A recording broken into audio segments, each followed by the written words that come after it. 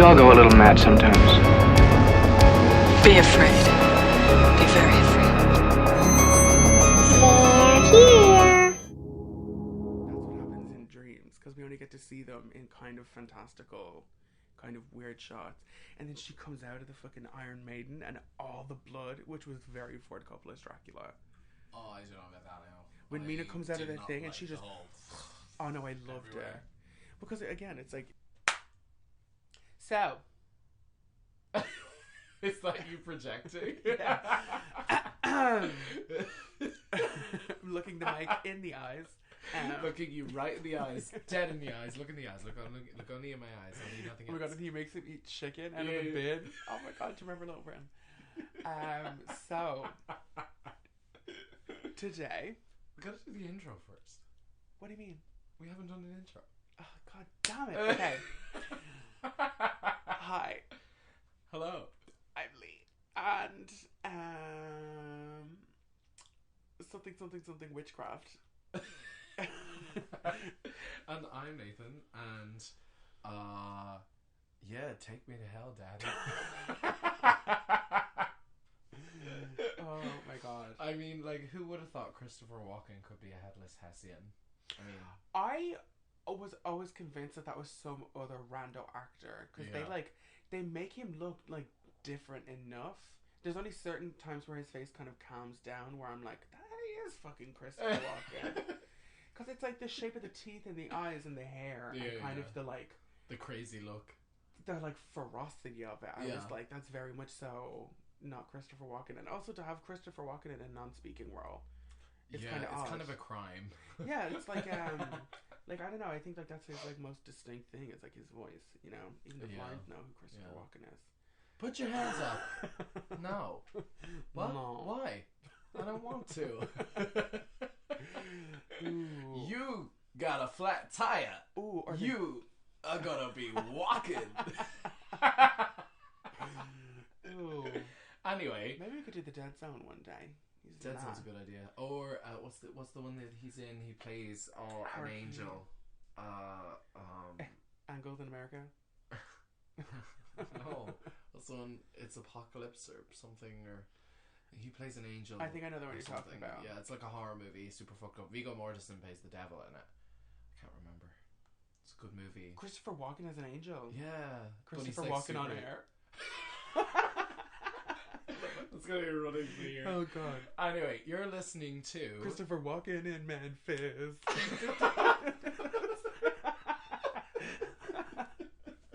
Okay, what's that? Christopher Walken running and jogging. Christopher, these boots are made for walking. Holy shit. Oh my god, I love this. Oh, that's a train wreck already.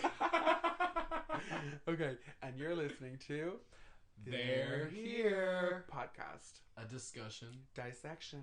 and of all things horror Fear. und Und das macabre. That irony, that's a German word and a French word just like fucked together for your Macabre. for your viewing listening pleasure. Oh, there you go. Same thing. Listening pleasure. I have a kind. So we said it last week. We said it. We'll say it again. We're doing Pulp Fiction this week. Where you will find out how to hide a pocket watch up Yeah, your exactly. ass. It's so stupid. That is my first reference for a Christopher Walken scene. You know, That one thing. That. POV. Christopher Walken is your dad's friend who died in the war, who given you a fucking pocket watch that was in somebody's ass. Wow. I mean, Christopher Walken is not sexy. Let's get that straight. Sorry. I don't know. He can be pretty suave when he wants to be. I don't know. Are we still talking about Christopher Walken? Okay, right. We're talking about Sleepy Hollow, okay? Christopher Talken.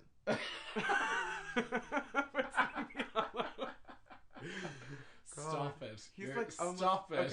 Okay, yeah. So Sleepy Hollow 98? 99? No, I think it's 99. I think it's Yeah. 99. At least it could be. I could be wrong. It's like that sweet spot, like right before the 2000s came along. she's gonna chasse and chante right down the runway, honey. 1999. You're right. Yeah. That literal sweet spot where everyone was just like, yeah, it's gonna be fine. Like and right then before they the start to millennial look happens. different. Yeah. Well, yeah, it's like for some reason, like all that kind of came around, and then by all that I mean the year 2000. And like things just looked not like, I don't know, like warm or something anymore. Like even though this movie is all like, well, yeah, 9/11 happened afterward. That was the only big thing after the millennium. not 2000. Yeah, give me but a after. fucking year. Jesus Christ. 9/11's not till next year. You don't have to worry about that. But like, look, we take 9/11 very seriously here. We took a whole month off in September in remembrance. Oh my. Never forget, Nathan. So Sleepy Hollow. I don't know if we even said what we were doing. Tangent St. James, Lalaurie, Dupree, Delacroix, Yeah. Saint Laurent. So. Directed by Tim Burton. Yeah. Icon, legend. Tim Burton's first appearance on our podcast. Caca de caca, boom. Tim Burton to the runway. We were talking last night on the phone, and we were like, oh yeah, and we were kind of talking about like, oh, this is Tim Burton's only horror movie, and then we were like, no, oh wait, no, also, and then this, and then this, and then this. But I feel like this is like the one that's like, if you're gonna find it in a video store, this is gonna be under horror. Oh yeah. Like I don't believe that like Beetlejuice would be exclusively horror. It's kind of like it's comedy like with like a horror theme. Like it's horror adjacent. Yeah. Or at least like horror, like uses horror imagery. But it can't be fun. Yeah, for real. I would love to do that on a podcast as well one day. But Sleepy Hollow, man, this movie just like has like such a little like I have such fond memories of watching this like as a family as a kid, because it's like one of those horror movies that you can like, it's like it's fun, but it's not like, I don't know, it's not a splatter fest, but also it kind of is a little bit. I was just about to say, I mean, like there's several decapitations. But like, you know what I mean? It's not a slasher, like it's not Halloween or something like that. But it's like, not a slasher. But it's literally not really, the epitome of because that. it's kind of a mystery, and it's kind of it's a whodunit kind of thing. Yeah, at some and points, it's all done in very Tim Burton kind of style as well. This is one of those like quintessentially Tim Burton visual movies, and we got Danny Elfman on the track, and this score blew my back out. I love it so much. I shit myself. I forgot how good this was, and then I pressed play. No, I forgot. I genuinely forgot how good this soundtrack was, and I literally, like last night, as soon as I finished watching it, I downloaded the whole soundtrack. Oh yeah, same. Because I was like, oh yeah, let me just like live my fantasy and soak in all those like concertos and stuff, especially the opening credits music. Yeah, beautiful. Yeah, I'm like, that's apocalypse music. Yeah. That's the shit you hear when like gates of hell open. Yeah. Because like, and like in my mind, like Danny Elfman, I think I've kind of like, and a lot of people do, I think as well, kind of typecast him, where it's like Danny Elfman does the Danny Elfman thing, but this, I was like, oh yeah, it was loud. I watched this with headphones in last night, and I was like, this is so intense.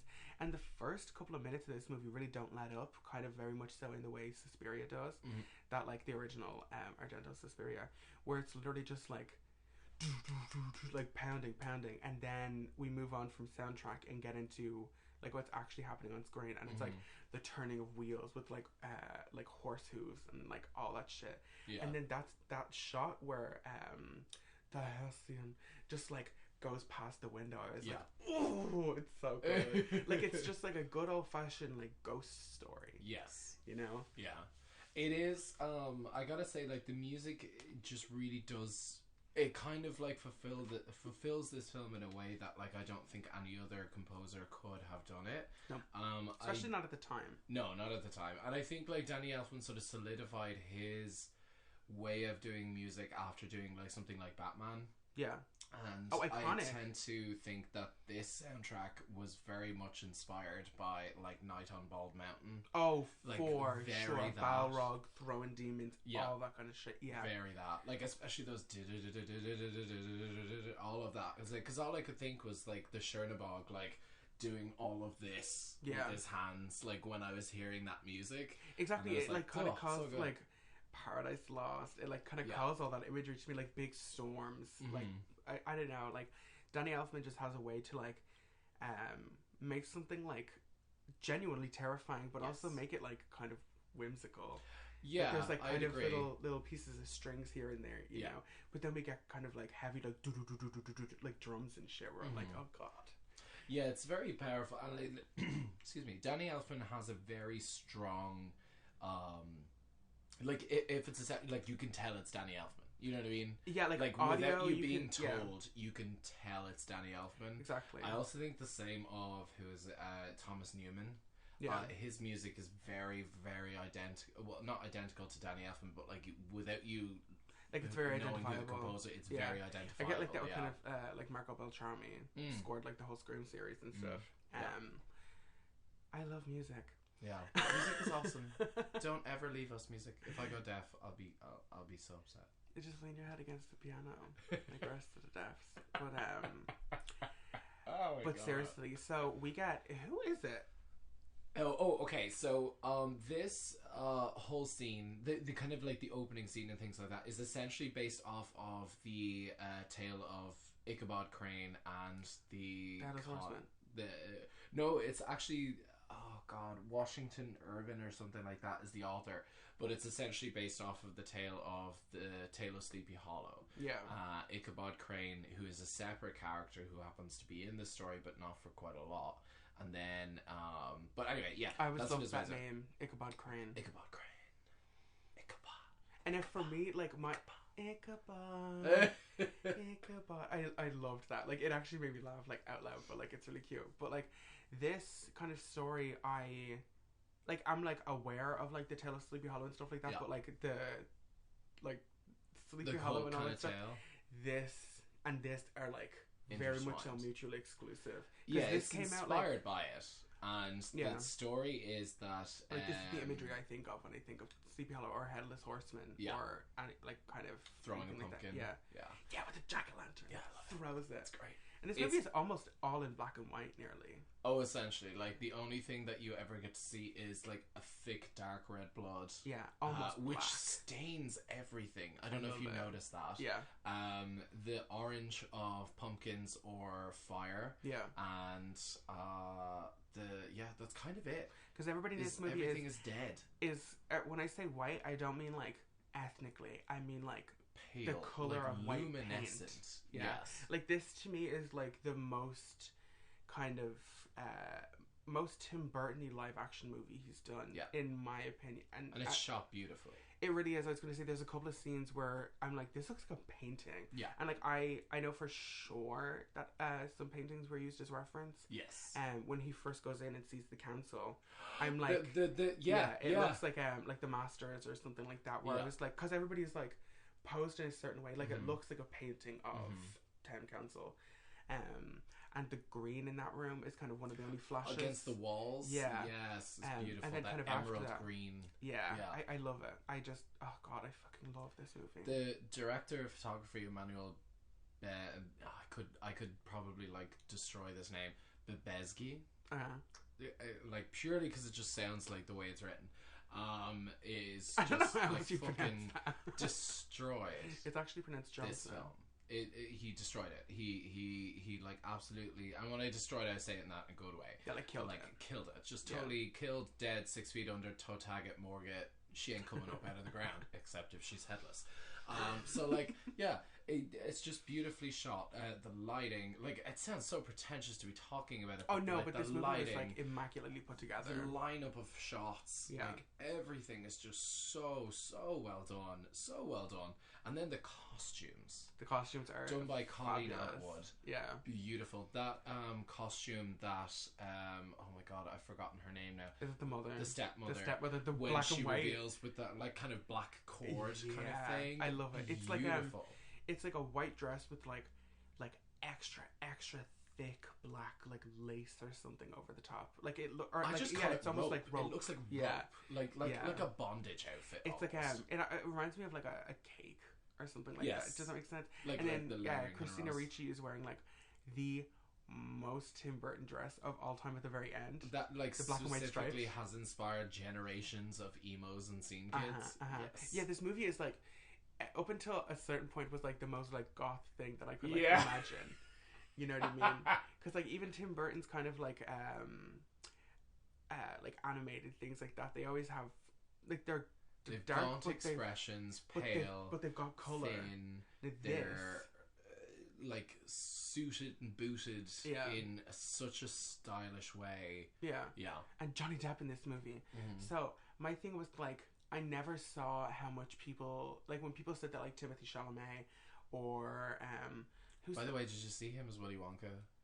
The image release. Okay, who asked for that movie? Okay, but listen, who asked for it? This is my thing. Is like I never realized how much they look alike until I like rewatched this, where I was like, Timothée Chalamet saw Sleepy Hollow and was like, "Say no more, my guy." They look so alike in this. Or Finn Wolfhard. Looks a lot like Johnny Depp in this movie. Like it's the styling. I think it's the length of hair that kind of made me like, oh shit. But there's a couple of shots in this movie where I was like, he looks like Victor from The Corpse Bride in this. It's like the shape of the face is so severe. It's like there's a shot where he's like looking at a window like this, and it's like, oh my god, like he looks like a Tim Burton drawing. Yeah. Like the day Tim Burton found Johnny Depp, like explosion of just come all over the place. Yeah. Yeah. So chuffed. The artistic like coming session that they had together for the last like what 40 years I want to say or something. Yeah. Like crazy or maybe 30 years. I'd say about 30 years because like there's no two other I mean apart from maybe adding Helena Bonham Carter into the mix. Like that's he dumped her ass when Eva Green came around. Rude. But he did the same thing to Catherine O'Hara when Helena Bonham Carter came around. You know, she was she's like my Tim Burton lady. Helena Bonham Carter? No, Catherine O'Hara. Yeah, because she's Sally and fucking Delia Dietz. Yeah. You know, that glove fucking headband that she has, I love it. With the gold earrings. I won't be forced to eat Cantonese. I love it. Yeah, she's got leather gloves in her hair, and like a bunch of jewelry on to eat takeaway. I love it. It's you, but make it fashion. And ginger, yeah. Oh, I miss being ginger. That was gorgeous. So anyway, I like the amount of information that like I grasped at this watching, because I haven't watched this film in years. Yeah. So when I rewatched it last night, I understood so much more because I sort of roughly understood like the plot of why she is going around killing everyone. The stepmother, spoiler. Yeah. If you haven't watched it, you're nearly 30 years late. You're 30 years late to the party. Get your shit together, go watch it. So like this whole like nearly 30 years. Drama, it's 2021, my guy. This came out in 1999. You're 30 years. So I'm denying the 10. So here's the way I understand it. It is a revenge story. It is a murder mystery. It is a horror movie. It is a slasher. It's everything. So what I perceive it to be is the man in the carriage at the beginning is Old Man Van Tassel. Sorry, Old Man Van Garrett. There's a difference. The two families are intertwined with a third family known as the Archers, which is descendants. Is her. Yeah. She was cast out a while ago. Fucked into the woods, blah blah blah. That's where she meets the Hessian, blah blah. The loudest twig. You remember I was talking to you about the scene in Candyman where he drops the candy? Yeah. This is the scene that I was talking about. Was when she breaks the thing. I was like, that's it. That's exactly what I thought of. As soon as I seen it, I was like, that's what I thought of. It's so petty, but I love it though. Like she's just there, and it's like you can see her. And it's just like getting ready to. But break it's so loud, and you hear it like echo everywhere. God, so the sound design in this movie. What's going on is essentially, as I said, is a revenge story. So she conspires to basically make Katrina's mother sick.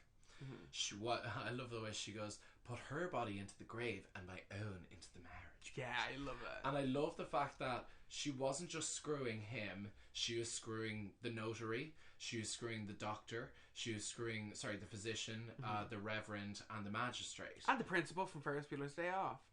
That's it. Yeah. And basically, what was so interesting to me is that I didn't understand. I couldn't throw the dots together until the GP, the physician, said in the church, like, your 4 friends played you false. We were all devilishly. I have it written down actually because it just suddenly made, and I literally have an X of every single person that's being murdered. Your 4 friends played you false, and they were devilishly betrayed by one before he's smacked over the head with a cross by the reverend. Oh, I love it. That death is so good. It's just blunt like you can force. feel that impact, that blunt force trauma. It doesn't crack open the skull. It like caves it in, kind of. Yeah. And you just get and that like that horseshoe shape. Yeah. Oh, it's so good.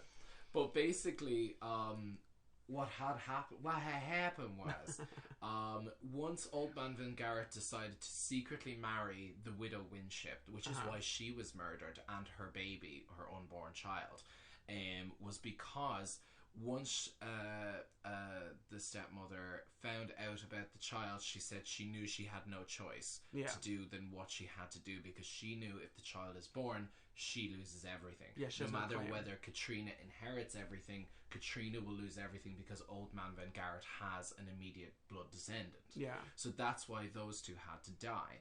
Then Old Man Van Garrett's son, who was second, who was supposed to get the fortune but didn't, quarrelled with Old Man Van Garrett based off of the fact that he was like, oh fuck, I'm going to lose everything. And he was the witness to the will being signed that night. Yeah.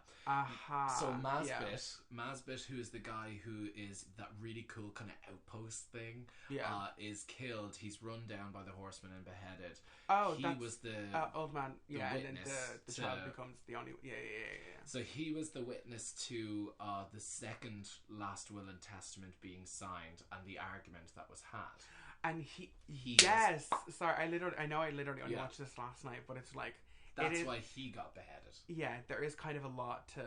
It's a lot to unpack, but like once you realize, like, it's technically all just a legal battle, but it's simplified because everyone's just getting their head cut off. Yeah. It's like, think of the horseman as like a litigator, kind of.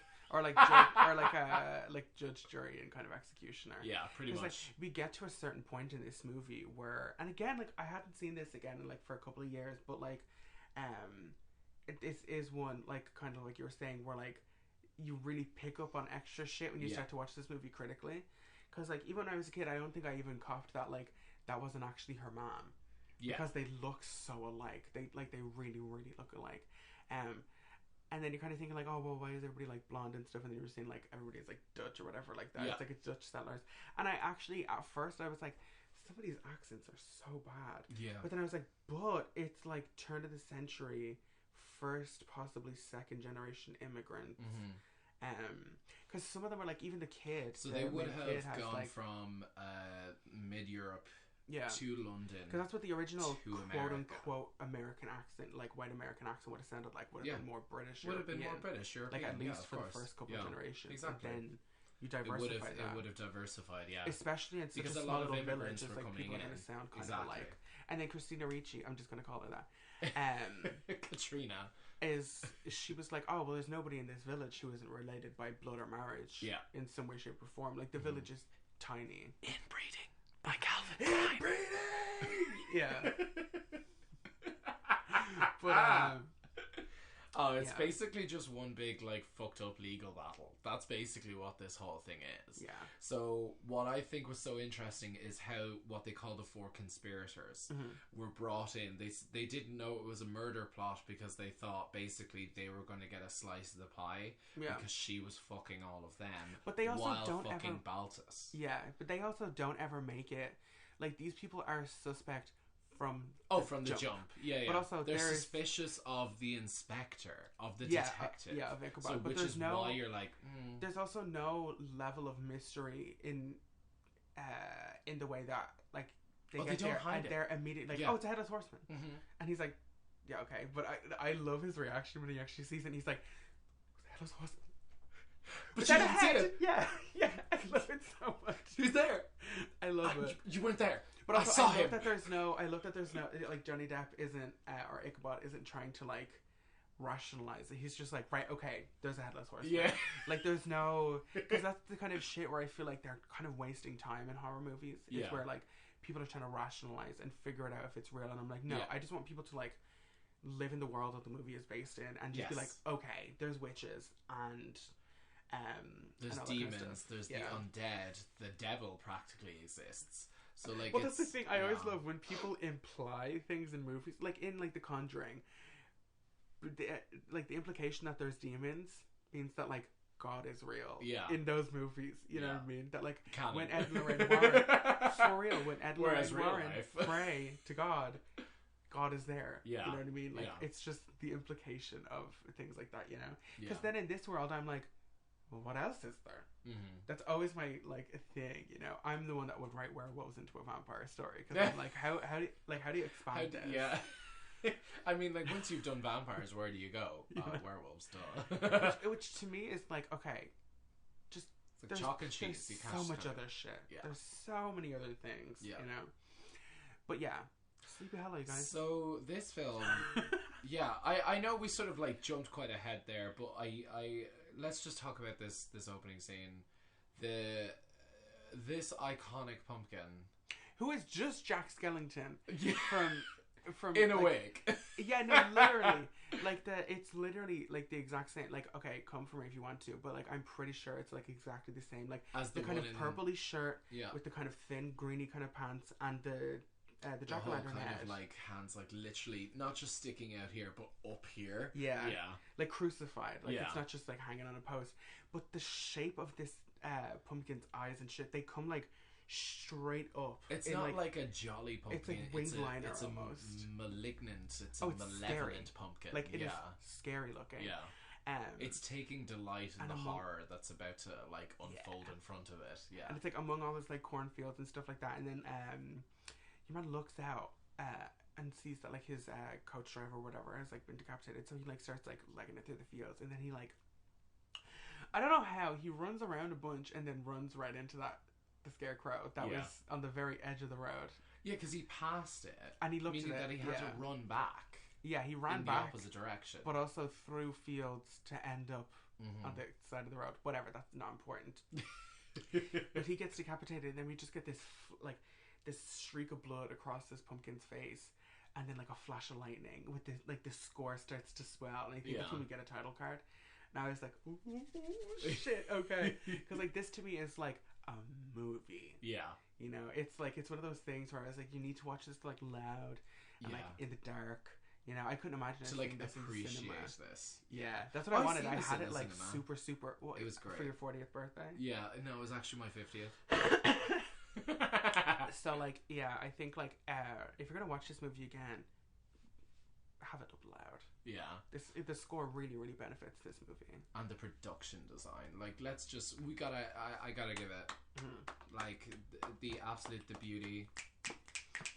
Yeah, the absolute beauty, the setup. Also, let's the not forget this was creations, executive produced by Francis Ford Coppola, which makes total sense. the creator of my favorite Dracula movie, which I can see some influence with on this movie. Even just the kind of the costuming where it's like period accurate, but like shaped Make it slightly fashion. to exactly. Yeah. Like I was saying, like when I came in here, like something about 90s period pieces In is like Studio 3, period pieces, but like make it for not Vogue, like period pieces, but like not gross, Mhm. you know, or even if it's going to be gross, it's like Vogue gross. I always think the exact same thing as Marie Antoinette. When they do their dresses, like, make it period but fashion, and that's done by That's also Francis Ford Coppola. his daughter, Who did, produced by Francis Ford Coppola as well. Yeah. That's how I think of it. Is I love the that movie. They attention have to detail is Susie and the beautiful. Banshees on the soundtrack. Yeah. They have like the kind of Susie and the 18th century Banshees, yeah. version of Hong Kong Garden. I love it. Well, speaking of like the Headless Horseman, the idea of him actually dates back to the Middle Ages in Europe, largely in Celtic and German folklore and Irish folklore. Just saying, because you know we invented Halloween. Can I just say that again? We're gonna say that a lot during this You're one, aren't welcome, we? world. Yeah, You're this is the month welcome. for it. Stop culturally appropriating us. Stop. My culture is Stop it. not your costume.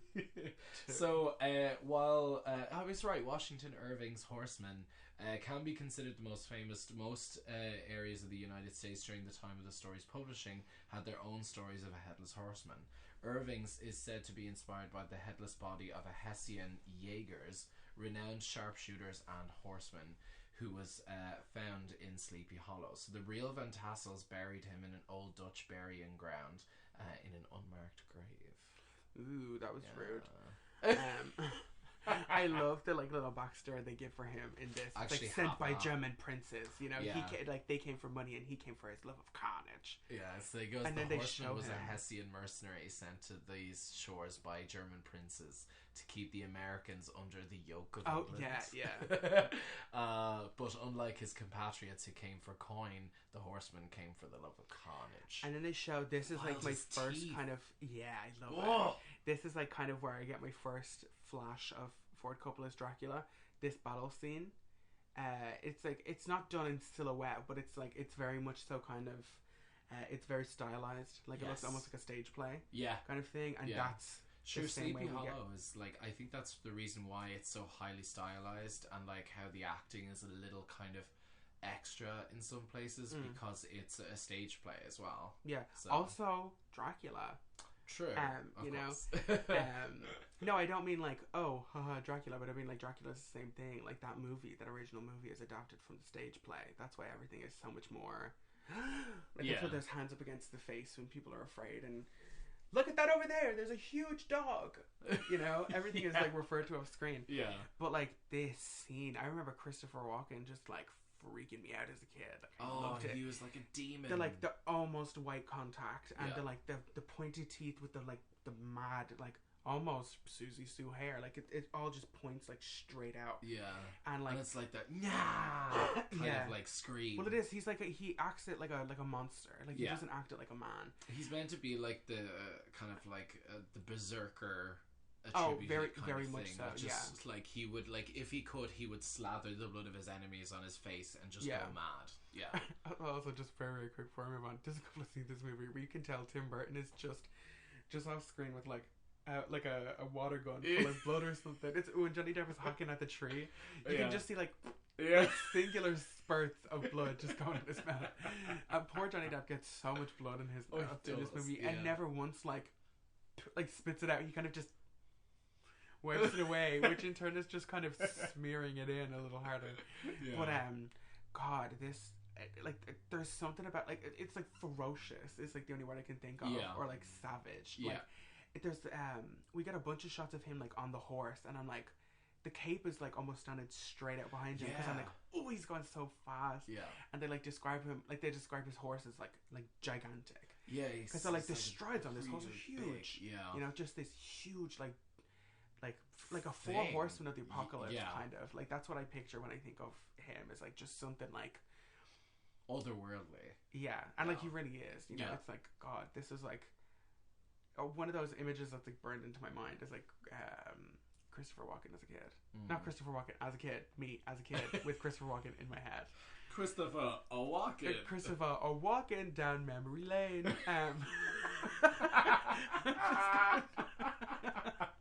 Please just keep going. Christopher, walk on by.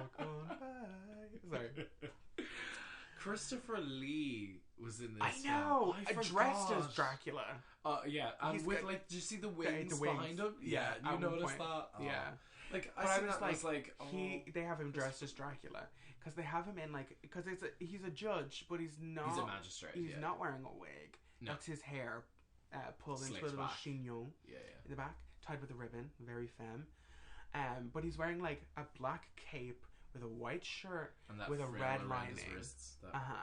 And a red lining and a little metally piece in the middle. And I'm like, that's Hammer Horror Dracula there. Yeah. I loved it though. And at first I remember being like, Christopher Lee is definitely in this movie. Yeah. At some point. And then I was like, because when the carriage first pulls up, opening scene, I was like, is that? And I was like, no, it's not, because this guy dies. And Christopher Lee has like some speaking roles. Yeah. But I love the you will go to a town called Sleepy Hollow. Like it's so dramatic. Yeah, it's pause for dramatics. Yeah, he does. Sleepy and Hollow. It is you who will be put to the test. Yeah. Or something like that. And he's like, he talks about it.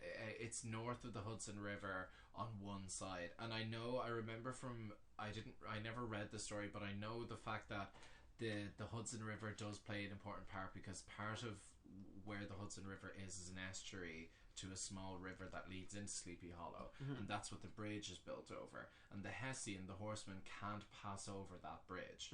So in the story, the attack where they throw the pumpkin at him, that's in the story. That's the prank that happens in the story, because Ichabod had only just heard previous to that about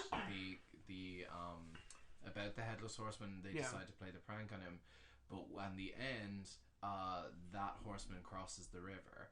But in the story, when Ichabod is leaving the town, the frog croaks his name, and he sees the horseman on the other side of the river, but he doesn't cross, and that's how Ichabod knows that that's the real horseman. Yeah, you know what I mean. So like, I love that scene. It's so creepy. Yeah. It's pretty scary, because like, again, it's like, I think they use it in the film later on as like the horseman can't cross onto hallowed ground, or hallowed into the ground, church, I should say. Yeah. So I think that was what was carried over from the story, because the horseman couldn't cross running water, same as like vampires can't cross running water, or flowing water, or something like that. Can't step foot in the church and shit like that. Yeah. It's like it's kind of classic like ghost story kind of rules. Yeah, you know, I love the way the contrast between the town folk and the city folk. Yeah, so the city folk from New York. Yeah, like, even though New York is literally like, it's still a shit infested. It's like over there. Yeah, like New York at this point looks like London now. Yeah, just more prostitutes and more people dying on the streets, floating bodies in the river and shit. Yeah, they're like, oh, he drowned, and it's like, but he's floating. Yeah, you know, like, I also forget that this is like, forensics and shit like that didn't actually start existing until like the 80s, but like the 1980s. Like, people would still just walk through crime scenes and shit like that. Like, we had no idea of like, oh, there's hair over here. Maybe that's related. You must never move the body. Why? Because just turns and walks away. Like, also, this movie is also very funny in a very Tim Burton kind of way. Like, Tim Burton has that kind of whimsy, like, dry theatricality to it. Yeah. But so thanks for listening, guys. I know. I tend to think like the sort of the dichotomy between. What did you call me? Girl, Pride Month was a few weeks ago. Okay, the what you call it? Company's on June 1st or whatever. Company's the day after Pride. That is so last month. There was bitch. So last month, fag. Yeah, get out of my fucking store. Yeah. They say as they rip down a Pride flag from outside their front of their shop. Okay, sorry. No, the dichotomy between the city folk and the townsfolk is so like crazy, because like Tim Burton sort of views the civilized folk as still uncivilized, even though they count themselves as being so. Yeah. Because Johnny Depp's character Ichabod is trying to say, like, yeah, but we know he's dead, but we want to determine whether he's dead before he went into the river. Cut him up. Him up. Are we heathens? Yeah, exactly. And I was like, well, yeah, you're gonna just burn threw him, man so... in a cage. Yeah. I love this jailhouse, because it's not like jailhouse where the bars are like gone straight across. They're like above you. Like, yeah, there's this thing like hatches. Right after this. Yeah, exactly. Yeah. They open up this hatch and just throw this man in. Yeah, I love it. For some reason, like, I love when Tim Burton does like the court system. Like, I think like I know that sounds stupid, but that actually like comes up kind of often. Like, we have like town council in Nightmare Before Christmas, and the judge in like Judge Turpin and stuff like that. We get kind of how harsh people were back in the day. Yeah. Because it's not even that exaggerated. You know what I mean? It's like they would hang children for stupid shit, you know? Like that little ginger kid gets fucking hung for stealing like a second apple or whatever. Yeah. You know, in Sweeney Todd. Oh my god. But yeah, I would almost love to see Tim Burton do like a Jekyll and Hyde or something like that. Like, I love when he kind of does like classic stories like this, you know, because I think he can make them like, he's like like, if this is Rob Zombie, then Tim Burton's here. Like, they're super, super stylized, but like kind of completely in opposite ways. So that's like a really weird like comparison to pull out, but it's like they can take kind of classic references and make them very distinctly their own without kind of changing them too much. Yeah. You know what I mean? And it's like why I really, really, really enjoy Tim Burton. You know? Bitch. Well, anyway, the kind of like the last thing I always think of is that shot of the Van Tassel, like, townhouse. Like, that whole, like, how do I explain it? Like, the very, like, Addams Family mansion. Oh, it's all black. Like, you know, yeah, because it's heavily silhouetted. Yeah. All the trees are, like, creeping in, like, claws around it. There's fields of fucking pumpkins everywhere. Like, and then the fucking party that's going on inside. Yeah, like, tell me it's October without telling me it's October. Yeah. You know what I mean? Who sat around and carved all these fucking jack-o'-lanterns? Oh my god, Also, do you know how bad it would smell if you just had that much open vegetation around? It's like, that's why people only have 3 or 4 pumpkins max. You don't want to fill your house with cut open pieces of fruit and leave them there. Is a pumpkin a fruit or a vegetable? It's a vegetable. What makes you so certain? Because. Okay, we're not here to talk about anthropology and shit like this. What the fuck has anthropology got to do with fruit? Nothing, and I won't anthropologize about it. Oh, bitch. Oh, bitch. Consider that word stolen, honey. Oh, and she did. My new album will be called Anthropologize on iTunes. No, we're not here to talk about groceries, I guess. Okay. But, yeah, the castle, not the castle, the kind of, the townhouse is like...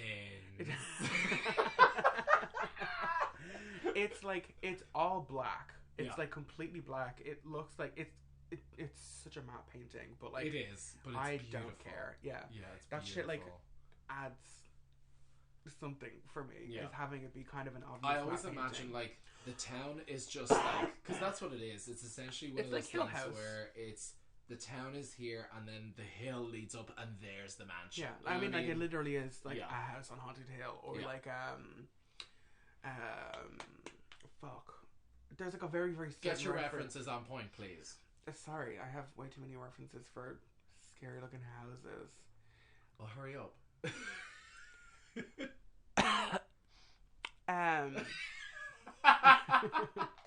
can edit that out later. So yeah, for being a pestilent little child. House on Haunted Hill by Calvin Klein.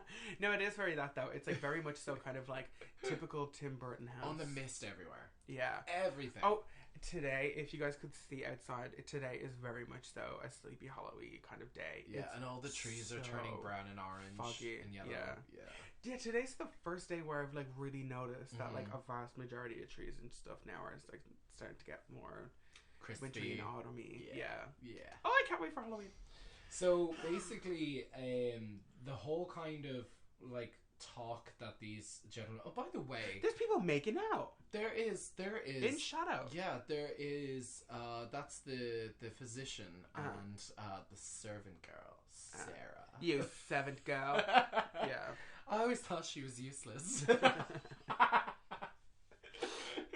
No, they and they also reused that shot, but they cut away from it later on, which I always thought was really kind of stupid because like there was they're making out and blah blah blah, and Johnny Depp's Ichabod like sees And we're them, not but supposed then to he's see like, who they are at first. Yeah. Like it's but, like, completely in shadow. It's very clearly like the same shot just cut in two, because later on it's like revealed that it was the physician and the servant girl Sarah making out, because they straighten themselves back up as if nothing happened. And like I was looking at it going like, so that's the same shot. That's literally the same shot. You don't didn't get to film just anything do that. extra. You don't have to, you have to just be cheap like that. Yeah, because it's blatantly obvious. Like, Don't go cheap on me, Burton. That was Hammond's This problem. is the party I want. Oh my This god, when they party. open up the door, I'm like, see, when I say Halloween party, this is what I fucking mean. Who's got a kiss for the Pickety Witch? I don't know why I hate that word, the Pickety Witch. You couldn't have just cut that out. I don't even know what it really is. I feel like it's some Tim Burton bullshit. or some like Dutch old world shit. I'm gonna look this shit up. But like when I say Halloween party, I want Judge Turpin's party from fucking Sweeney Todd. Yeah, exactly. Yeah. I want this. Like I want like, where's the harvest? Where's the food? Where's the orange? Where's the gourds? I thought it was like Pickety Witch was a British pop group. Gross. But like, where are the gourds? Where are the gourds? Yeah, because pumpkins were only a recent kind of addition, right? Am I right? Again, I'm not going to go into the history of historic of American accuracy. soil and all that kind of shit. And how they're fucking up our traditions. Stop culturally appropriating my culture. But yeah, well, no, I guess pumpkins would have been around. Like, they're very much still like a seasonal food or whatever. But like, I also don't. I know they were around. I mean, used as fucking jack-o'-lanterns. Yeah, if you let me finish. But that's what I was gonna say. I kind of I'm not sure when people started using them as more exclusively decoration as opposed to eating. Because I know some people are like really, really turned off by pumpkin, but like, do yourself a favor and roast a fucking pumpkin. Yeah, it is fucking nice, pumpkin bro. is so good. And it's so sweet. Good. Like it's Have that's you why ever that was tasted like those cinnamon pumpkin-y, like I'm not gonna say spice latte things, but like the pastries that are made from like cinnamon, spice, and pumpkins. You pumpkin It's spice. like- You want a pumpkin spice pastry. Yeah, bitch. You're like, I don't want to sound so- basic. Yeah. But like they're gorgeous. They No, they really are. so nice. Gourd, just very thank you. October. It's very good. I love it. No, but seriously, make yourself a little pumpkin patty or like a little pumpkin something. It's just pumpkin puree. Or just like what is it? Just roasting the actual seeds themselves. Yeah, roasted I pumpkin think- seeds are yeah, gorgeous. They're gorgeous. Or you just cut your pumpkin. Sorry, now it's just become a Halloween cooking show. Yeah. Cut your pumpkin in half, stab it a bunch of times with a fork, put it in the oven, and it'll get to the point where you can just pick the skin like right off in one piece. And pumpkin is so sweet. Mm-hmm. Like just a scoop of like pureed pumpkin with like vanilla ice cream, a little cinnamon on top. Fuck me. Fuck me running. Yeah. That's my Native American name. Okay, so the next thing that I want Fuck to me walking. Pumpkin 5. Ding. Oh god, this will come up again.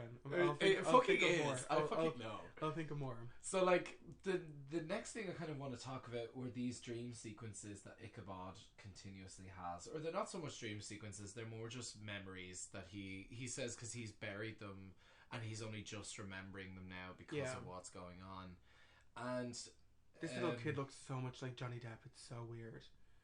Oh, I don't know about in that. the eyes. No, the eyes are very because they put 'cause eyeliner. fucking, Yeah. No, but I was like, no, I think he looks like a kid version of Johnny Depp. It's crazy. Yeah. Well, these dream sequences are very much they're very much like the contrast between that and the rest of the film, which is why I think they stick out so much, is because like it's everything. They're warm and colorful. They're warm. They're like most of the scenes are that church thing that's incredibly white with the pure bright they red don't take carpet place in the center. like October. Yeah, like this movie, like even it's kind of hard to tell when it's day or night in Sleepy Hollow because like it's always dark. Like the sky is always like black. You know what I mean? Like not like stormy day, but like just grey, dark. Like it's shady. it's about to be like a storm, but it's gorgeous. I love it. It's the best kind of weather. They're sort of like they're fucking scary. They are scary because they fucking I'm fucking are. telling you. Yeah. they very much are, because when it comes to like everything that was going on, it's just very fucking frightening. It's very scary. And I think specifically just because You're saying this like you want me to take you seriously. Like, okay, I was there and it was scary. All right. 9/11. About a month too late. Oh my god, literally, it's the 11th today. It's literally a month too late. Oh my god, bro. Holy shit. Oh my god. Oh no. my god. But it. Sorry, no, go ahead. We don't even have the time. So it's the dream sequences are frightening because of the menacing presence of that preacher character, who I never ever until this viewing got that was his dad. That was his dad? Yeah, because he said his mother was killed by his father. Oh wow. And that priest was his dad. They like lived there. Ew. Gross. Jesus. That priest was hot though. Of course you fucking would. I mean, no, the one I want to like mess me up in this movie is Catherine or Christina Ricci's fucking little boyfriend who gets cut in half, Casper Van Dien. When I was a child, I had never wanted a man to spit in my face, and then I watched Starship Troopers, and Casper Van Dien was there, and that all changed, sweetie.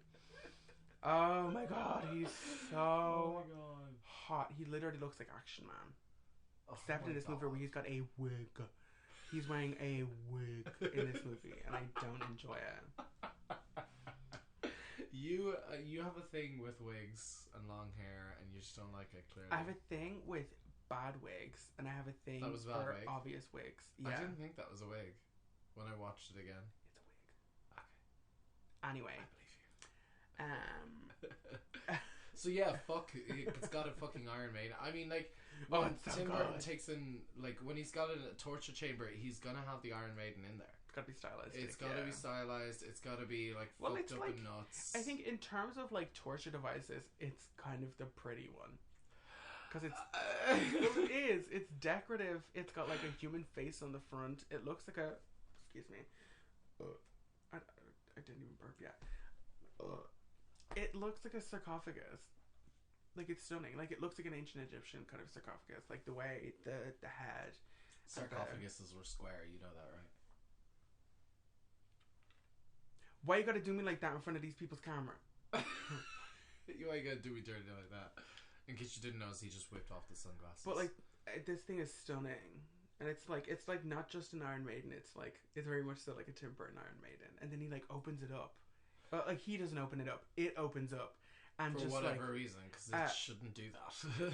Well, he like it again. Like, it's kind of dream sequence. He like walks in, and like the shot is actually very creepy. Because it's like, it's got the little like the eye slit or whatever like that, and you can see the blood on her face. And he walks in, and her eyes are just open. It's so creepy. And like throughout the whole movie, we get to see his hands a couple of times, and they have these like really, which were not made by that fucking injury, because the ones that are on his hands, they're like straight. They're like the graph on Pinhead's head. They're like. They're all, it's like a grid of just all these little scars or whatever. Yeah.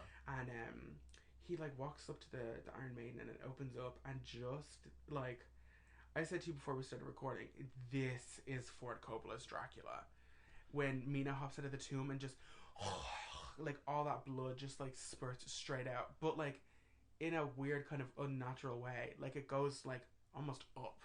Like, it doesn't just spill out. Yeah, I would disagree, because it's very clearly CGI blood. That's number but one. It's quick. It's maybe like a 3-second shot of blood. I know, but that's 3 seconds too long. I don't know. Let's just say like the 2 or 3 like obvious CG shots they use in this. There's the shot where we get to go and see that witch in the forest, and I think they should have just either kept the shroud over her, or just made her like an old lady. Like, just made her look like she was made out of wood or stone or something like that. Well, you have your theory about witches, so explain that to me. What do you mean? Well, your theory about like just have them be scary because you know what they can do. This is why I feel like witches are like done kind of badly in movies a lot, because people try and make them like creaturous, or like kind of make them into like monsters, and it's like, no, which is what they did. They're just people. No, I know, but I mean, like, they took it to that point and then just went too far. Yeah. They should have just kept it, because she was still scary without the eyes. Yeah. You know? But like, just make witches scary because of what they can do, not because of what they look like. Yeah. You know, it's like we're already creeped out because they're meant to be menacing. They're meant to be frightening. Exactly, you know, and they're powerful. It's like they're not like shit happen. Exactly, they're not like physically imposing, you know. But they go into the Western Woods. The Western Woods, yeah. Yeah, and this lady is living in this cave / tree, and I am obsessed with her. But like, hush now, the other comes. I know, I love it. Like she's also like the most modern sounding American. She's got like a really heavy like American accent. She sounds like Cyndi Lauper, honestly, or like Harley Quinn or something like that in like the animated series. But she comes in and she's like eating a red finch or I thought it was a robin. I always thought it was a robin. No, it's like this bright red. It's like a red lark or something like that, I think. Whatever, it doesn't matter. And this is kind of imagery that's been like shown to be associated with him like throughout the movie, and he's got the little optic illusion. Yeah, with the red. I'm just going to say red finch because it's got the shape of a finch's head. It's like bright, a red cardinal. Sorry, that was kind of an obnoxious clap. But and she's just like eating it. He walks in and she just like takes it out of her mouth like she was eating like an orange rind or something, and throws it in front of the fire, and then like brings him over, and she like sends the little kid out. Who I feel so bad for in this movie. This little kid. They have a great dynamic, by the way. I know. The three of them together have a great dynamic. And then he leaves. This kid has just left. He's like, okay, I'm done with you now, orphan boy, and just leaves him. What have you here? Stay away. I love it. And he's like, what the fuck do you mean? Like Johnny Depp is like, what the fuck do you mean? And the kid's like, you don't need to tell me twice. Yeah, he's already out the door. Yeah. He's Christopher running, not Christopher walking out the door. Okay. From count 6, ding. But he, they're like having a little conversation, which is like kind of very polite to be having with a witch, because they just sit down, and she like does the very like Ozzy Osbourne thing. She like grabs a live bat, or no, she has a live bat in like a basket or whatever. Yeah. And she takes it out, and she just cuts the head off of it, and then she like squeezes it in and does like generic witch potion making type things. Powder dripping something in. There's dry ice and shit in this bucket, like, and it turns like this pinky red misty hue. Yeah, I love it. And then she like chains herself up and stuff. Kinky bitch. Turning me on. That's for Johnny. That's like no, that's only for her. Yeah. That's not for his protection. She just loves it. She's also got like beads hanging out of her ass, and she's wearing like the fetish like shoes that are like straight up, you know, like the him from Powerpuff Girls shoes. But then the one CG shot that really actually like, oh, I really could have done without that. Yeah. She goes into like a trance and like goes silent, and he like kind of reaches over to her, and she just like she jumps across the table, or no, she doesn't jump across the table. Like. It's very Evil Dead. And this I would have expected from a Raimi movie. Yes. And it wouldn't have been out of place in a Raimi movie. But she just like, wah! And like her eyes come out like on like snakes, and then her tongue is like a fucking snake or something like that, and they just like blah, blah, blah. And it like I remember literally last night being like, I actually think I really could have done without that. Yeah. And it's the only thing that I really would have cut from this movie, because they could have kept the same shot, just not thrown that CG in. Yeah. You know, it's like the CG also like, it's not that it looked out of place, it was also just bad CG. Yeah. You know, like it's 1999, I get you're limited, but then like why even have it? Yeah. You know? I think it's ultimately she's more scary, as you said, either with the veil down, or when she does the whole reveal, and she shows RuPaul's face. No, when she shows that kind of like there's no eyes there, it's all decrepitude, and like, you know, sharp teeth, like nails this fucking long. Yeah, I love it. Like almost like purple skin or something in a way. Yeah, like she's very much so obviously supernatural, and like kind of to me like a classic interpretation of a witch. Yeah. But like I really could have done without seeing her face at all. True, I think had maybe just like the claws. Yeah, you know, because like to me, fine. like this was the part that scared me the most when I was a kid, because like I was trying to like imagine like, oh shit, like what does she like really look like under there? Yeah, you know. I think so. To me, that's not what it is. It just looks bad. But the scene is gorgeous. The set is gorgeous. But also, there's fully just like another chick just living out in the Western Woods. I also think it's just very much she's just another plot device in this film. Yeah. She's there to just kind of and just another witch the story along. One of many witches in this movie. One of many. There's at least 5. Yeah. In this film, at least 5. The stepmother, Katrina, his mother, her mother, the servant girl, and his mother, and this lady out in the woods. This lady, yeah. That's 6. Fucking hell. Every lady in this movie is a witch. Oh my god! Literally every lady in this movie is a witch, except for the midwife. Who I thought they were implying she was a witch. What a goose! No, for real, because when she gave her flowers or herbs or something. Yeah, and I was like, okay, that to me, witch. Yeah. You know, witch. Burn her. Yeah. You're looking. They put the fake nose on, but that's what I was thinking. I was like, this is 18. It's 1899. Yeah, and I'm like, the Salem witch trials were only like. It really not that long ago. Like, I think maybe 30-40 years prior to that. No, Salem witch trials were in like 16 something. I thought it was like the 1800s. But like the stigma was there. It wasn't okay to be a witch until like the 90s. like this 90s. You know? But I'm like, all of these women are really just out here calling themselves witches. Yeah. And you're in America as well. You know, you people actually did that shit. God forbid. I mean, we also, like, quote-unquote, burned witches in Europe or whatever like that. But, like, at least we weren't English about it. Oh, my God. But whatever. You mean spiteful British-American hating piece of shit. I know, I don't mind the Americans. Like, the first set. The settlers? So the British? No, the actual Americans, like, from America. Oh, you mean the native? The native people, yeah. True. They sent us money when we were super dying from famine. Okay. So anyway, the scene where the midwife and her husband and the little boy. Yeah. Do we ever find out what happens to him? Oh no, he's beheaded. Okay. Yeah, he's gone. Okay. So the story as to why the midwife is murdered does actually have her here. Specifically is because the widow Winship was attended to by the physician and the midwife. The midwife doesn't have to legally keep the secret, but she told a friend of hers right in front of I'm trying to find her name now, right in front of Miranda Richardson's Lady Van Tassel. She, like, that's why she goes, what a goose, and like, another little job for the horseman. So, like, that's exactly why she dies as well, because she couldn't keep a secret. And that's exactly the whole kind of storyline of this town, is like, this town is full of secrets, and everyone is fucking each other over. So it's weird, like, because it's like a period piece, you don't think of it as like small town intrigue.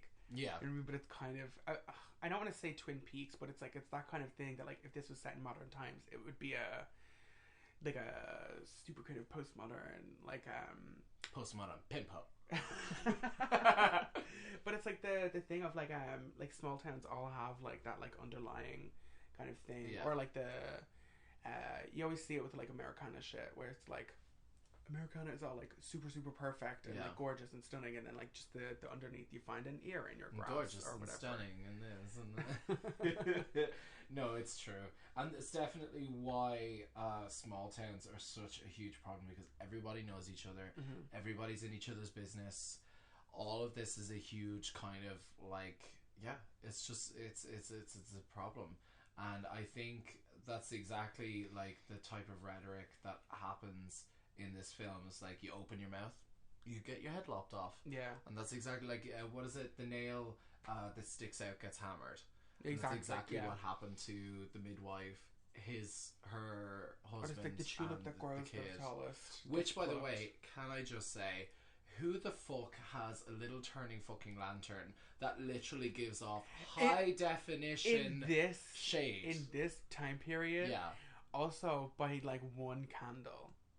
One fucking candle. Suck my fucking tits. Not gonna that work.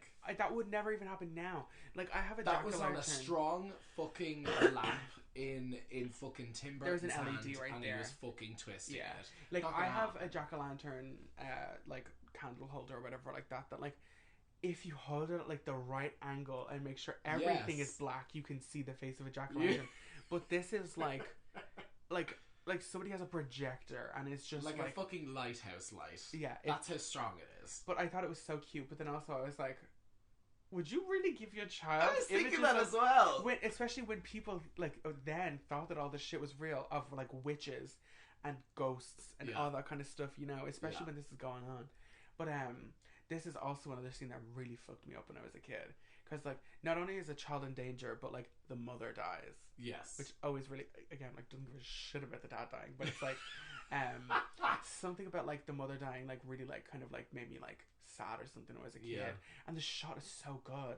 Like her head comes off and she just you just see the eyes and I'm like this is gonna sound so stupid and kind of deep, but like when I watch movies like this or whatever like that, or like when you see stuff like that happen, I'm like, God damn it, we are just meat. Yeah. You know what I mean? Yeah. Like it's so weird. And then the head just gets like snatched and then he leaves. God, I think you there's love a good snatch. I do, for real. There's that scene where I forget whose head it is. I think it's the magistrate, where he rolls in between Johnny Depp's Depp's legs, and he takes it with the sword, and you can feel that. Yeah, the weight of it. It's so good. It's so good. I always thought there was something interesting there. There was always something interesting there that I found was like, to me, it always told me that the lightning was telling the horseman, like, hey, listen, you're forgetting the fucking kid. Yeah. Do you ever get that? Because like he gets to the door, and then the lightning flash is like super big. You know what I mean? The horseman is overacting so heavily because there's no head. Oh, there's a kid. No, it is. Yeah, exactly. It all has to be through like body because he kind of like exactly. Yeah, like he like overacts so heavily with the body, but I love it because like it's always when he turns around, it's always like. Yeah. You know, it's like Phantom of the Opera, but like without a head. You know, it's crazy. React with the hands on the shoulders. That's how you move. And then he just snatches this little kid. Yeah. I actually forgot about that until now, where I was like, that kid never comes back. No, he's gone. They just kill that kid. The whole family is gone. And then we get my favorite kill, which is what is it in Casper Van Dien's Brom? Is his name? I've shed my tears for Brom, but my heart is not broken. No, I really do. Get your cock out. This is genuinely my favorite kill. It is my favorite kill. It's the most gruesome. He's literally cut in half. And we or at see least it like not cut in half, but he's cut in half sideways. By way of like from the like the right armpit down to like the left hip. Yeah, you know. Like but I think he's also cut again half because there's two swords. So I think he's like chopped that way and trisected, like cut into three pieces. I love but the way it. we see it, it's so quick. Yeah, and it just falls to the ground. He's just dead. It's full shading. It's full shading. And this is where we figure out that it's like he's like, oh, the attacks aren't at random because the horseman is kind of just like, dude, like fuck off. Yeah. Like let me like I'm working. Get out of my way. Yeah, literally. I'm like on the clock here. And they're both fighting. The lightning him with, is getting angry. And they're both fighting him with like sickles and I think a lot. It's one Ichabod of those. grabs a scythe. Yeah, it's so good. Yeah, it's so good. Yeah. no, but real, this is like... where I thought about the bridge. So he crosses over by jumping on top of the bridge rather than going through the bridge. Yeah. This is where I thought I didn't know whether it was a nod to the original story or not, because as I said, like at the end of the story, when the real horseman does show up, Ichabod has already crossed the river and is leaving Sleepy Hollow. Yeah. And the horseman is there on the other side, but the horseman can't cross the flowing river.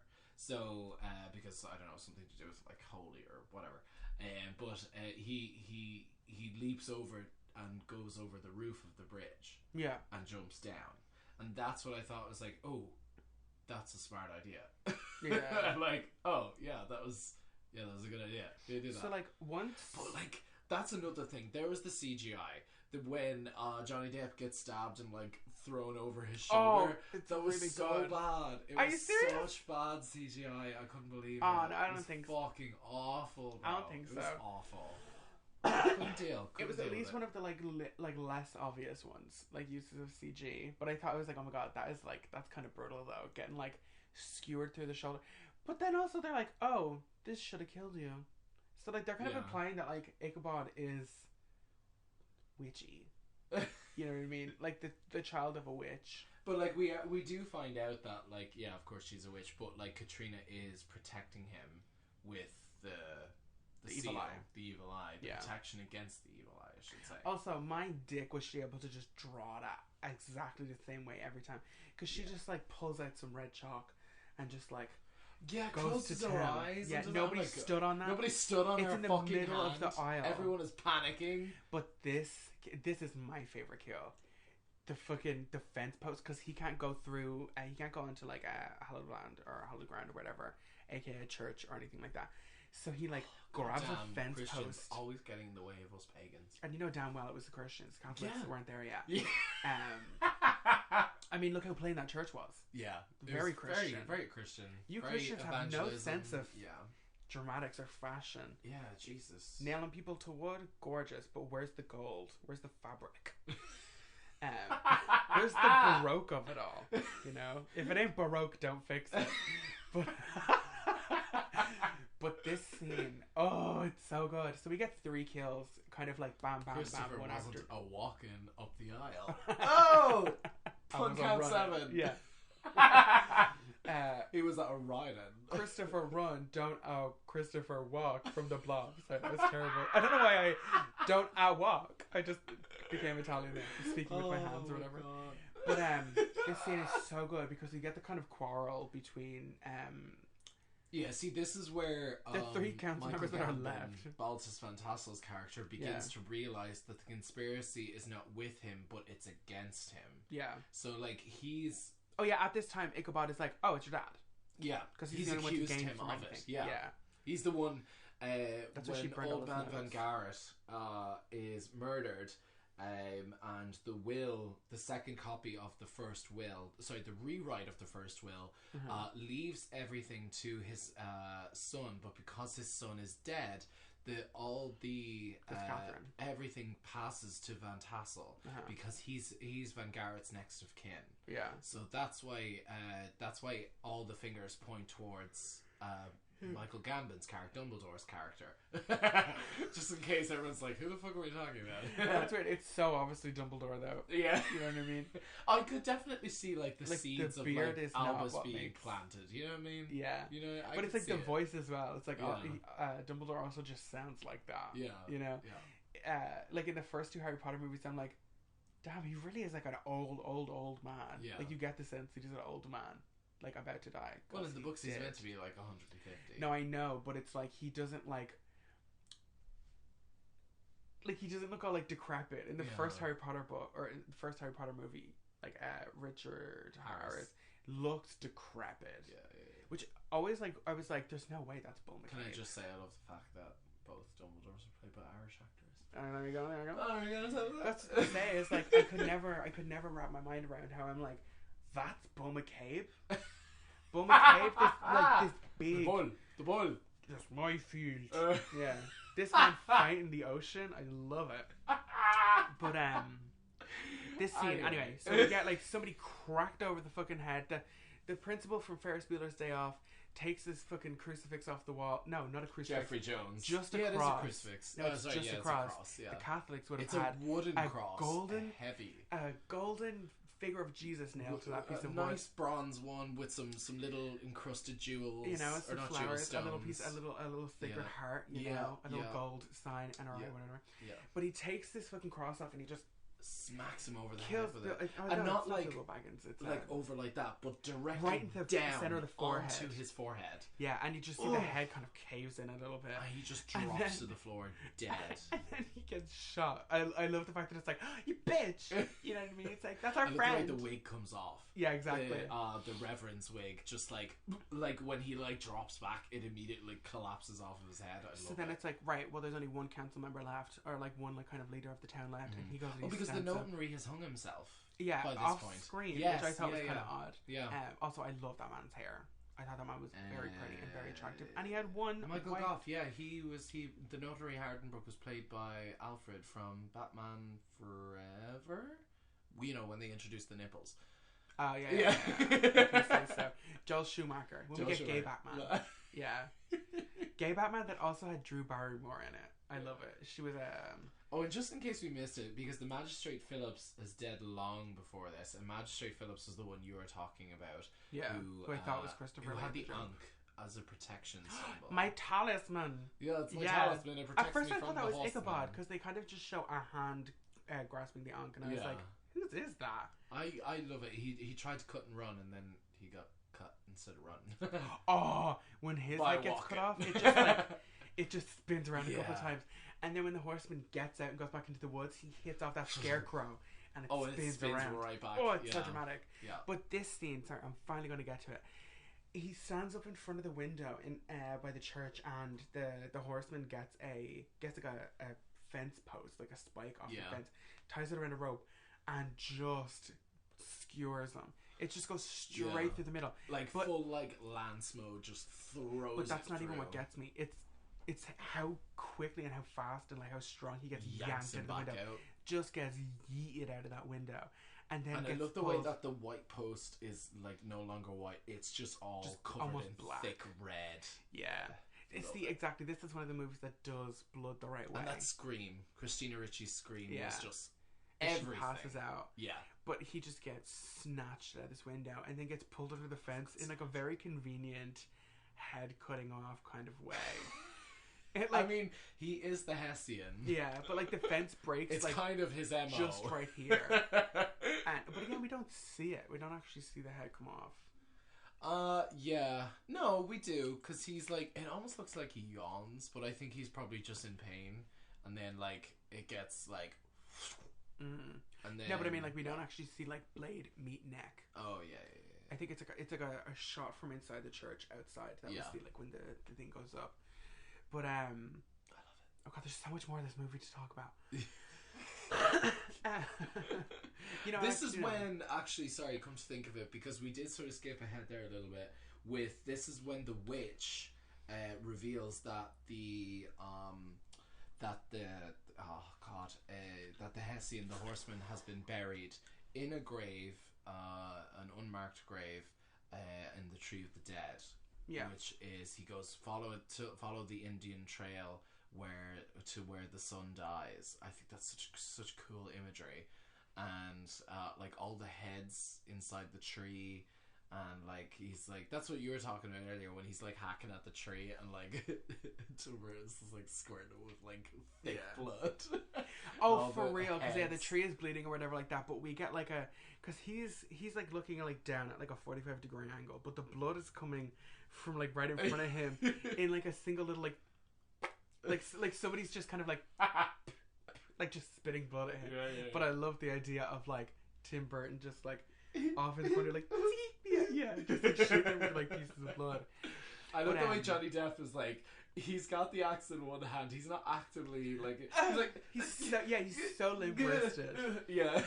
You know, and he plays the character so well that but he plays it like a damsel. Ichabod would be like that. But he plays it like a damsel. I also love that they make Ichabod kind of almost a mad scientist. Yeah. Where like he runs into the doctor in this town. And he's like, "What kind of an instrument is this?" And he's like, "Some of my own invention." But they don't look like they do anything. Yeah. Do you know what I mean? Yeah. It's like one tiny hooked scalpel blade on top of like a fishing rod. Yeah. You know, like it looks crazy. Yeah. And then he has his little like medical tools. He like opens this bag up and they all like stand up. Yeah. The science in this is so Which is iffy. Also a reference to Nightmare Before Christmas. Because when Jack Skellington borrows equipment from Dr. Finkelstein, when he opens up the thing, it pops out up into the thing. So it's really good. Nightmare was 89, I believe. Yeah. 89. Also only 10 years ahead of this. But anyway, 30 years ago. He gets like over 30 years ago. Yeah, I think it's like, over 30 years. So he gets at this like random little like, and this is what makes me think like, okay, he's a witch, because he grabs out all of these like, it's not like medical equipment, they're powders, like potions. Yeah. And he pours it over the front of the body, not like actually onto the body. And he's like, this shows that blah blah blah blah, like the wound was cauterized before, whatever. And I'm like, how the fuck did you know that from pouring powder in front of the body? You know? But there's a thing, he like, oh my god, I don't know why, like I love like good realistic kind of medical grade gore, where he puts on these glasses / binoculars, and then pulls up like a flap of neck skin, like right there. It's like the meat from the inside of the body has disconnected to the skin, so they just come away separately.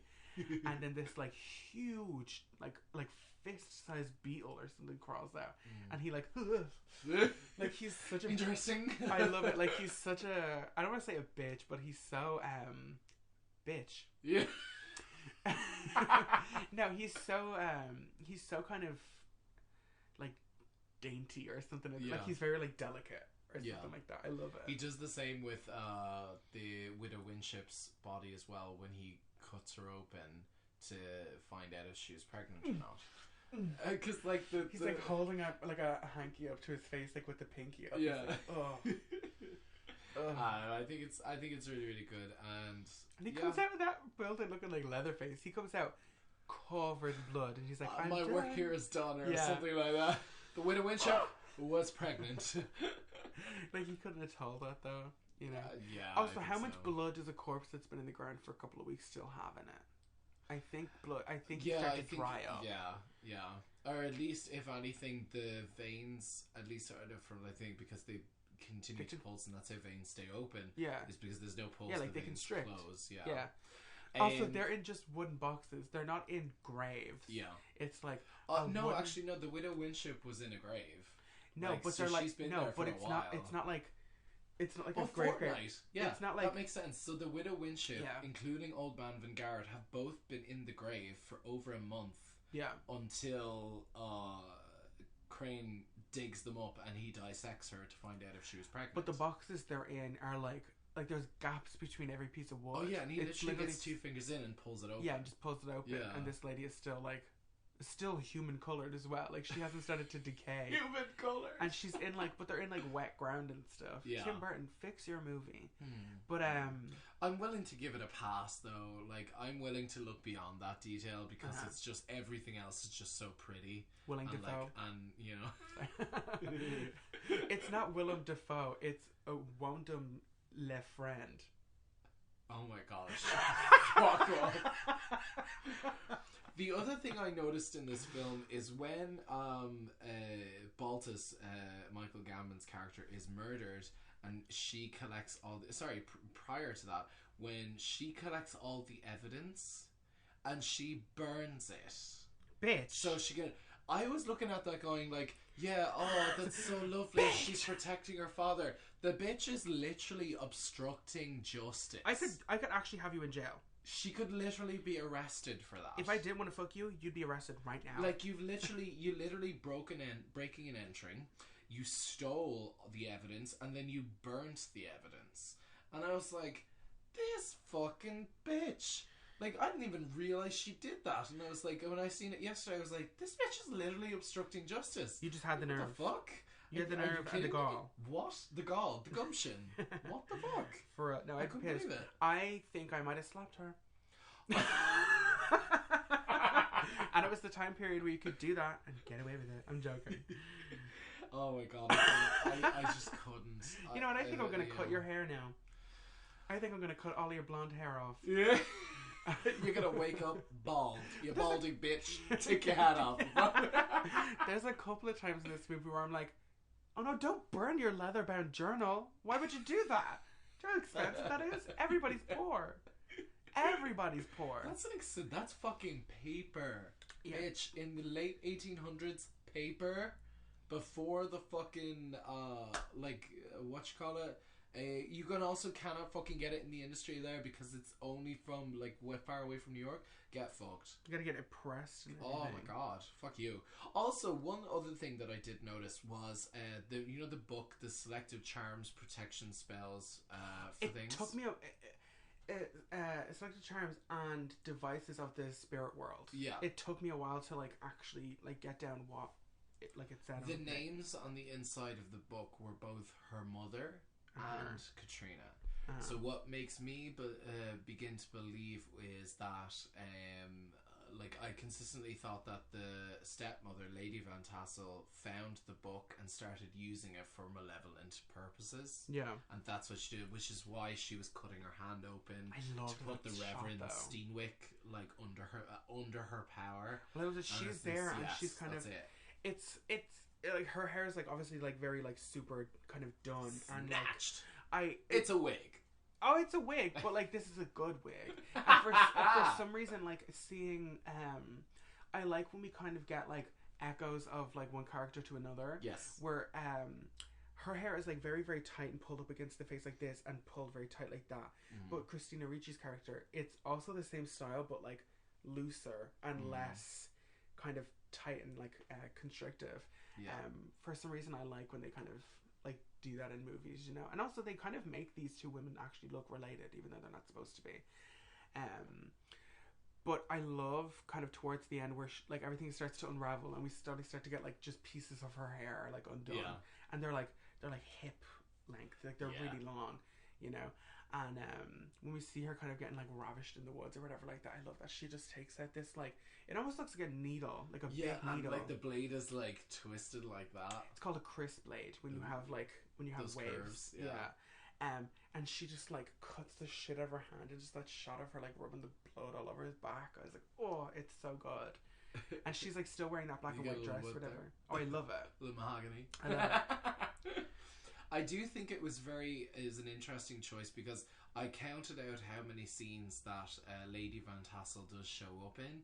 She shows up for less than 10 seconds in 2 scenes at the beginning, and then she barely shows up until the end. Yeah. That's what they did in order to make you not believe that it was her the whole time. Well, because it's like looking at it, it's like she has nothing to gain from it. Yeah. You know. But then I love the connection of like tying it back to like she was the girl. Yeah. Like in the woods and stuff, you know. I sold my soul to Satan if he would rise the Hessian from the grave to avenge me. I love it. Good. I'm like, she's got a kink. Yeah. She's a messy bitch. She was fucking turned on. She's a naughty girl with a bad habit for drugs. She was walking right up to that grave, honey. This time I'm a Christopher running. I'm a Christopher run in. Christopher walking into my arms, baby. God. He's like so bad. Oh, we're literally talking about a child getting turned on by an older man. And then Tim Burton is. We're just talking about how he showed it to us. Tim Burton made that little blonde girl fall in love with Christopher Walken. This whole like kind of third act. Christopher Walken, a line between appropriate and inappropriate. Oh my Am I right? Am I right, ladies? Oh, yeah. This third act of this film, like, it just does it so well because I think the music kind of changes to a more kind of like, because everything else is more kind of operatic and slow, whereas the music suddenly begins to speed up in its changes, and it all starts with when Lady Van Tassel shows up after Johnny Depp's character has left, and she has that and like she's walking forward as if she's like floating towards her. I was going to say they make her kind of a ghost almost. Like, they make her kind of witch-ish. I also don't know like how like explicitly we said that Christina Ricci is also a witch, but like a white witch. Yes. But like kind of visually as well, as she has like no eyebrows because they're bleached out. Her hair is like platinum white. She's like she's a lead in a Tim Burton movie, so she's the color of white paint, and she's all wearing white, and her horse is white and everything. Like, I love kind of the contrast of her, cause this movie is like, I curse the day you came to Sleepy Hollow. Yeah. But like this movie is so dark that she kind of glows almost in this movie because she's so white, and like I don't want to say like radiant, but like radiant. Like just kind of in contrast with everybody else. Everybody else is so kind of dim, and even like if they're white, they're kind of black gray or almost. dark grey clothes and things like that. She's the only one that does kind of like sort of step out or stand out in that way. Yeah, like everything else is black and white, and she's the white in the black and white. You know, like it's very, very dramatic. But where the fuck were we? We're talking about the third act, girl. So shit goes down. Mm-hmm. Well, basically, this is the one thing that always kind of irked me. But I suppose, like, if you weren't kind of like following the story, one thing, basically the villain, Lady Van Tassel, does the whole villain thing. Nay, Archer explains everything. Yeah, she like tells the plot, tells you what's really been going on. I don't mind though, because listen, Nathan, we've been watching this movie for 20 years, and only now on this critical watching that we're actually picking up the thing that it's not just about a guy investigating a headless horseman. Yeah, you know, like there's so much that I missed about this movie over the years, but like I think we almost kind of get that with Johnny Depp, because we get his like, well, he is related to her, and then she did this to him, and and then he opens a book, and there's the family tree, and he like, aha! I love the way that it's actually in the Bible. Did you notice that? In the front, like, when he opens it up, it's the family Bible. Just the family Bible. Yeah. Yeah. Great. Yeah. But yeah, so basically the plot is she's a selfish cunt, and she wants her shit back. I don't think she's selfish, though. I think, like, well... She literally is murdering someone who had nothing to do with anything. Yeah, but it's hers. It's supposed to be hers, though. Like, she's Scar. No, not really, because you know why? She's the stepmother. She literally killed the mother in order to get into the marriage bed. Yes, but she was kicked out of the house by all of those people. All of those people, like, sent her to live in squalor. They fucked her whole life up. This is like a Midsummer thing. But no, you know what? Danny the villain, or isn't she? I'm on her side. I actually thought about that last night. I was like, they wouldn't have gone this hard if she was a man. I was like, poor woman, like living in the end of the 18th century. You know, it's the turn of the century. Women really wouldn't get shit popping until like the 60s for another like, oh my god, this was only like 70 years before the 60s. Yeah. Oh. Oh. I feel like this is not period accurate. Oh, no. There's no way. No. There's no way there's like 60 years between this and 1950. No. That's fucked up. Well, you see, the thing is, like, industry has sped up so much since the 1910s, and this is 1899.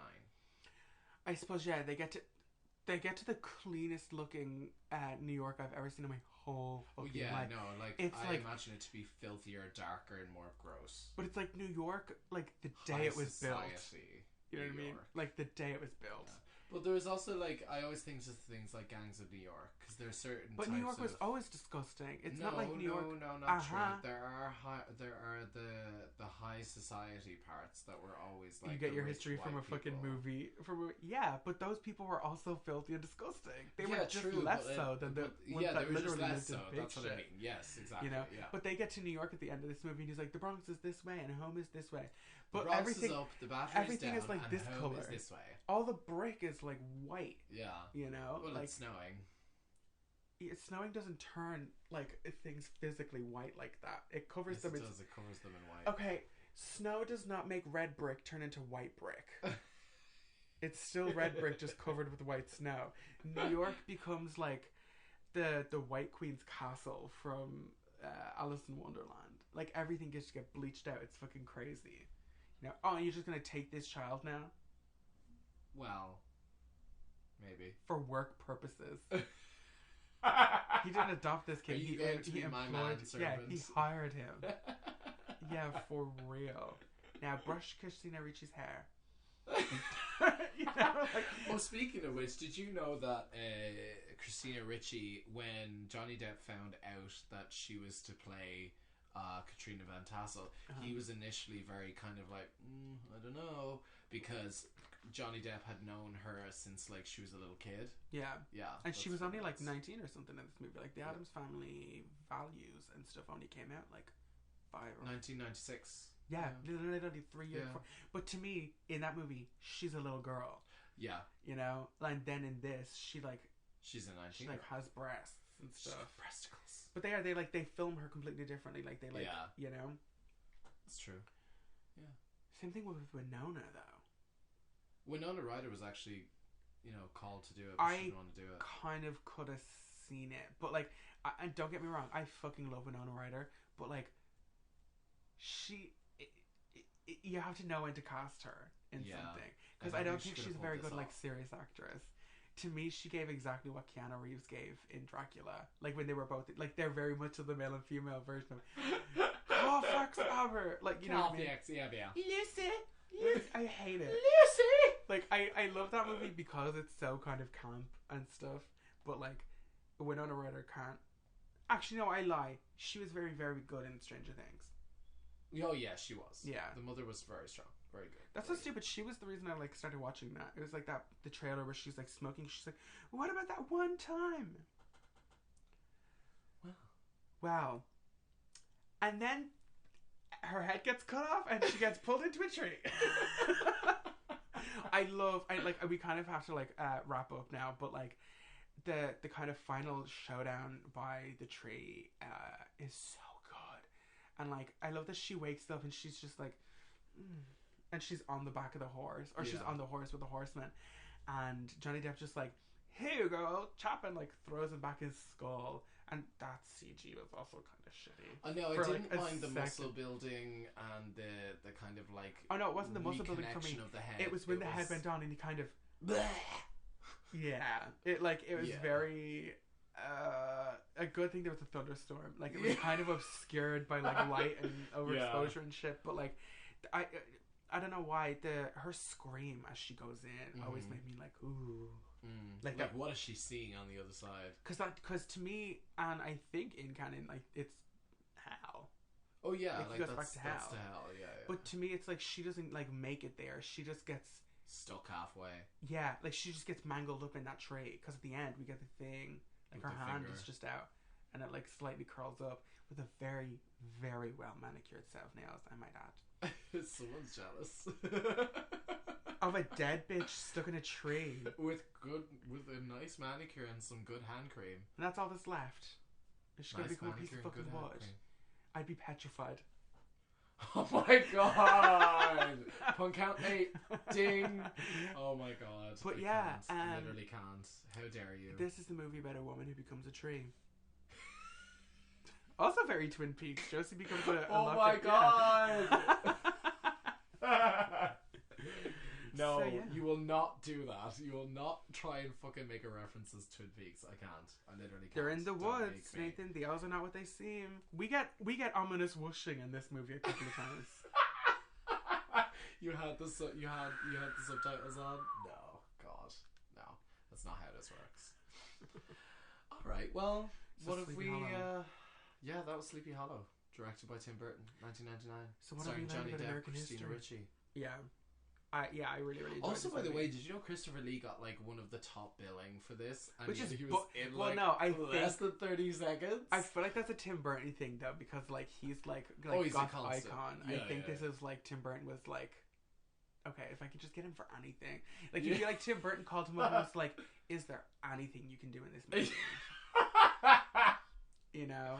Yeah. That's not even shady. I mean, like he was in fucking or no, that's Vincent Price as Edward Scissorhands' creator. Yes, that's true. Yeah. I feel like Tim Burton was trying to get them up. Oh yeah. No, I think he was trying to like get all those icons in before they like passed or whatever. Before they expire. Yeah. I mean, like fortunately enough, we had Christopher Lee around until like 10 years ago or something like that. Yeah. Or maybe even rest more in peace, recently. Christopher Lee. We love you. Fuck you, Vincent Price, I guess. Well, I grew up with Christopher Lee more than Vincent Price, to be fair. You know what? That's the Vincent Price he has to pay. Oh my god! Stop! So good! Don't count 9. I can't. Ding. I really can't stop. Oh, and I won't. What have you got for me next week? Oh, we're doing Halloween Kills. God damn it, bro. We're doing Halloween Kills. Oh, so excited. I'm so unbelievably fucking hyped for this. So again, just like what we had for Candyman, this will not be a retrospective. It's going to... Shut up, please. Thank you. This is a weekend of release review. Yes, it's an initial reaction. It's our thoughts. It's everything. Now, again, this is one of the things where I have a very big opinion of how the fuck Michael Myers is going to get out of that fucking burning house He gets because stop it. Stop it now, Apple Watch. Thank you. Plug. So, Apple, give us free stuff. So like this is my issue. Again, like there's so many ways that he could have died and he did not die. Then it's the same thing when it happens in Halloween 4, in Halloween 6. Oh, fuck off. You can't count them as real shit. Seriously fucking dead. There is no way he's getting out of this, and he falls through some shit and gets stunned through a river and gets fucking saved by some random asshole. Are you fucking kidding me? In the pirate cave? Yes. When he gets shot in Halloween 4, he gets... Well, like, you kind of knew that he wasn't going to die then, because he just got shot a bunch of times and fell into, like, that well or whatever. I can't. But it's the shot at the start of 5.